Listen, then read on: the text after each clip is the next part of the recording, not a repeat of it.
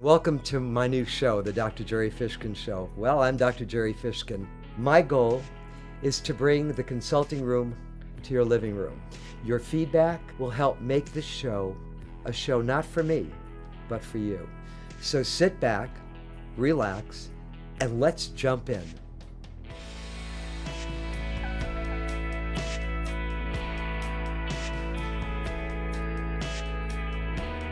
Hello, I'm Dr. Gerry Fishkin, and today we're talking about police burnout. Our police departments are under siege. Attacks are coming from all quarters. Minority activists are screaming about heavy-handed police brutality. Gay and lesbian groups assert unfair treatment by the police. More important, all the malcontents are finding increasing support and coverage from the news media. Remember the days when the media just reported the news, not made it? The emphasis of the media today appears to be directed towards supporting those groups within our society that attempt to undermine the authority of the police. With stress and other occupational disabilities among public safety personnel soaring, I'm sometimes surprised that anyone would want to take this job. Not to mention the long hours, miserable pay, lack of public support and appreciation, negative feedback, lack of praise, an angry and untrusting public, and administration waiting to clobber someone who steps out of line. Do our officers need more training or more understanding? I propose that what's needed now is increased organizational support for employee assistance programs, and as importantly, departments need a tighter handshake with the communities they protect and serve. Life demands of us responsibility, each in our own way.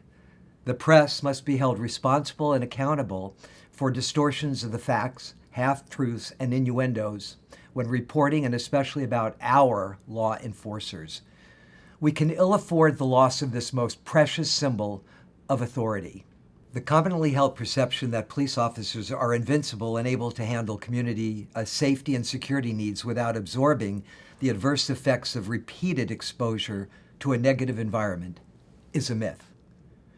The result is an alarming number of cases and rise in stress-related emotional, psychological, and physical disorders among our men and women in blue.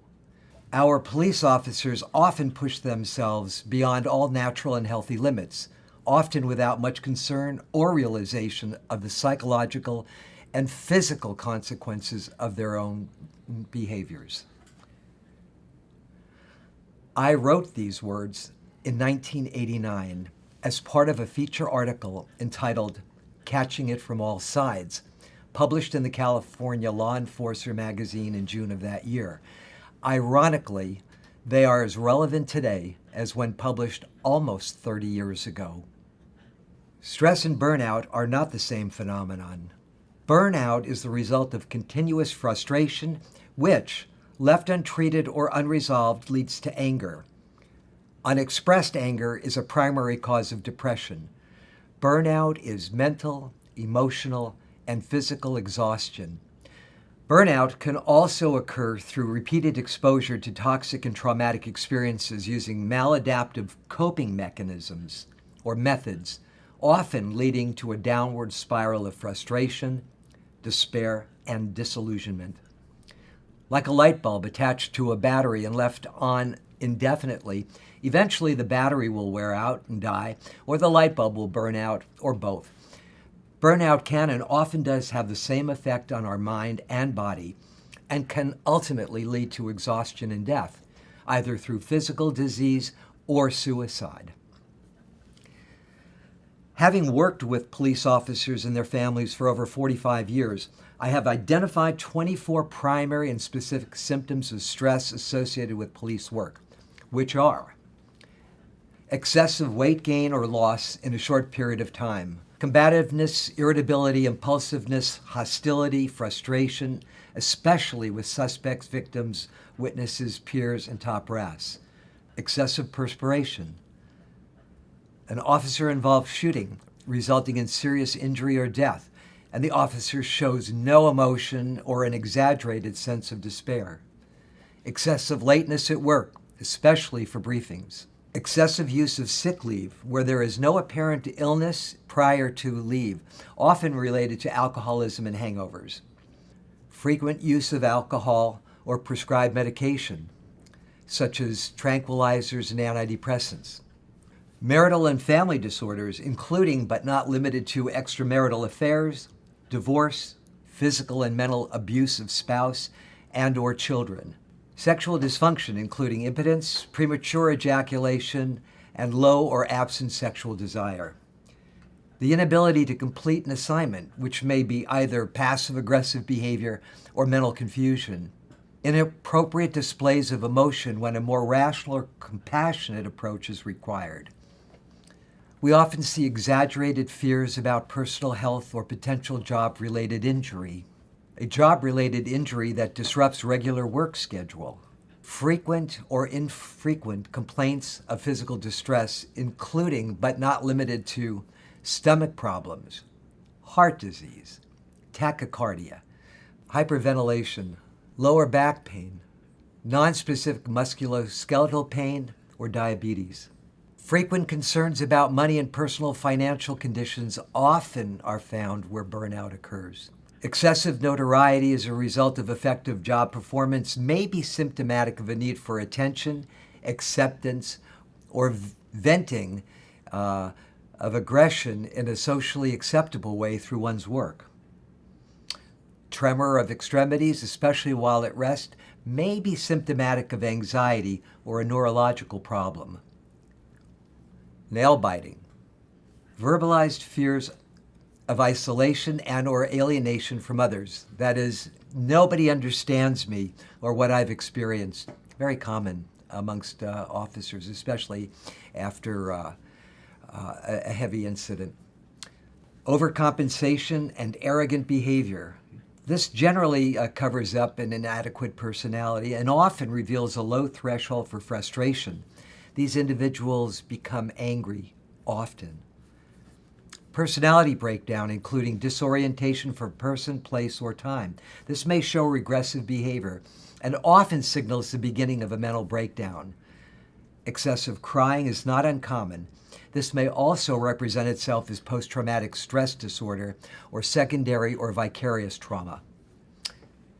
Impairment in one's ability to distinguish between subjective feelings and objective reality. Loss of interest in work, family, hobbies, or people in general. Excessive use of tobacco or other stimulants, including but not limited to coffee and tea. More than the usual number of accidents, including vehicular and other types of personal injury. This may imply unconscious or conscious motivation to remove oneself from the perceived stressor. Acute and chronic fatigue. This is very frequently seen in officers suffering from depression and burnout. Insomnia and other disturbances of sleep, including nightmares and stress dreams. I often see officers in treatment who have this repeated dream of shooting their weapon at a suspect and the bullets just drop down on the ground. Very frustrating and very, very stressful. An alternation of normal work patterns and habits. If left untreated, these symptoms of major stress will lead to increased frustration, anger, despair, demoralization, and ultimately depression and burnout. Depression and burnout ranks as high as other major health concerns such as coronary heart disease, cancer, and AIDS combined. While medication and psychotherapy can cure 80% of depression cases, less than a third of depressed people ever seek help. This reality costs employers about $23 billion a year in absenteeism, lost productivity, increased use of medical benefits, and other negative expenses, especially much higher incidence of IOD time off. Denial. The psychological defense of denial keeps us from understanding the process in our lives that allows burnout to occur. The defense of denial also keeps us from making those necessary changes in our life to facilitate happiness and a sense of well-being. In our culture today, most people, especially men, do not want to admit or recognize that they may have a psychological or emotional problem and would benefit from intervention or treatment. Frequently, and especially among law enforcement and public safety personnel, there is a belief that signs or symptoms of stress or burnout will lead to loss of respect from their agency, friends, or family. However, a physical illness, they believe, is more socially acceptable. So what are the symptoms of burnout? At this point, I'd like to highlight some of the more profound symptoms of burnout as manifested among law enforcement and public safety personnel. A sense of helplessness and hopelessness, suicidal ideation or attempts, denial and disbelief, like, this can't be happening to me, depression and anxiety, sleep disorders, feeling as tired upon awakening as you did when you went to bed. This is a key symptom of depression and burnout, and it really must be looked at. Low tolerance for frustration and ambiguity, becoming more irrational at work and at home, feeling like you're going to explode any minute, like everybody can see it, but you don't. Anxiety about events that cannot be controlled. Lack of energy, drive, and enthusiasm. Just not wanting to do much of anything. This leads to susceptibility to illness, injury, and chronic pain, leading to impaired immune system functioning. Muscular tension, difficulty or anxiety about going to work, lack of communication with spouse and friends regarding your sense of despair, or conversely, incidents of domestic violence and spousal abuse. The inability to see alternatives to your present life situation in order to make those necessary changes. In this case, black and white thinking increases where there is absolutely no gray. It's ipsative, black or white. Decreased productivity at work. Social isolation and withdrawal. Lack of sexual drive. We talked about that earlier in signs and symptoms of stress. So what are the steps to treat burnout? As I stated earlier, if left untreated, burnout can lead to a complete mental, emotional, and physical breakdown, and ultimately death. Fortunately, however, there are actions we can take to nip burnout before it nips us. I suggest the following. Number one, become aware of the problem or stressor and communicate it with supervisors, significant others, friends, and especially with your family. Number two, align your self-expectations with reality. Recognize that your own personal weaknesses are okay and don't try to hide them. Number three, stop driving yourself crazy by working as hard in middle age as you did when you were younger. 4, take time out to reevaluate what you're doing and make the necessary changes to bring back balance in your life. 5, hunker down and quit spending money as a means of compensating for your despair or emotional emptiness. Less is more. Simplify your life. Remember that the acquisitive lifestyle of the last 3 decades are over, and retail therapy doesn't work. Number 6, diet and exercise. Get enough sleep. 7, get help, such as supportive therapy, counseling, or peer counseling. Medication can help you see alternatives and possibilities that you may not have been able to see before. Number 8, become aware of black and white thinking. Learn to incorporate gray into your cognitive makeup. 9, take a leave of absence or a vacation to reevaluate needed changes in your life. 10, learn relaxation techniques such as breathing exercises, meditation, self-hypnosis, and/or yoga. 11, don't be afraid to ask for help when it all gets to be too much. It doesn't make you look like a weenie. 12, allow yourself time every day for privacy, quiet, and introspection. When you come home from work, and I call that toxic time, make sure that you don't have the wife screaming at you, the kids screaming at you, the dogs barking. You need to have about 30 minutes to decompress. And make sure that you decompress. And tell the family that it really is important for you to have this special time when you get home from work, because God knows what you've experienced during the day. 13, eliminate destructive self-talk. Watch your negative self-evaluations. Stop talking negatively and bad about yourself. 14, use your weekends or time off for a change of pace. Instead of getting drunk, hiding out, and licking your wounds. It doesn't help, believe me. 15, laugh at yourself. Remember that humor is highly therapeutic. Understand that we are all perfectly imperfect. 16, always have a contingency plan in life. 17, don't put up with things that don't work. 18, learn to say no. 19, get rid of the shoulds in your life.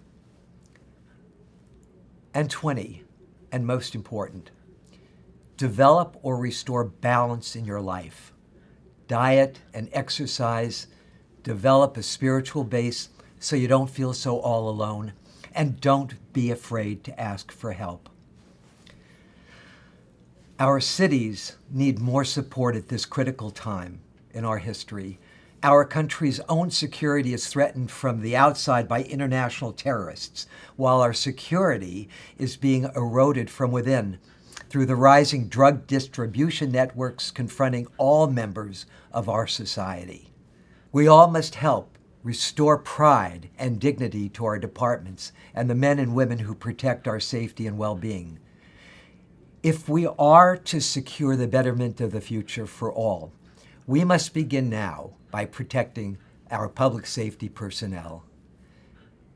It's interesting to note that the Chinese ideogram for crisis and dangerous opportunity are the same. A life crisis such as burnout can be seen as testing our attitudes, resources, and creativity, and can aid us in turning adversity into personal growth. Thank you for listening. And if you're interested in learning more about police stress and burnout, order a copy of my book, Police Burnout, available through Amazon.com. Also, please subscribe to our show, and you can always email me at Dr. Gerry at drgeraldfishkin.com. I would also like you to contact me if you need me. I look forward to speaking with you soon. So I'm Dr. Gerry Fishkin signing off. Cooper, what did you think of the show? Oh, did you like it? Huh? Did you like it? Oh, my baby. See, this is why I'm not going to burn out, because I got this guy. I got a loving wife and a wonderful, wonderful family and great group of friends. So, see you next time, folks. And remember, if things start getting miserable in life, go get yourself a dog. I don't like cats.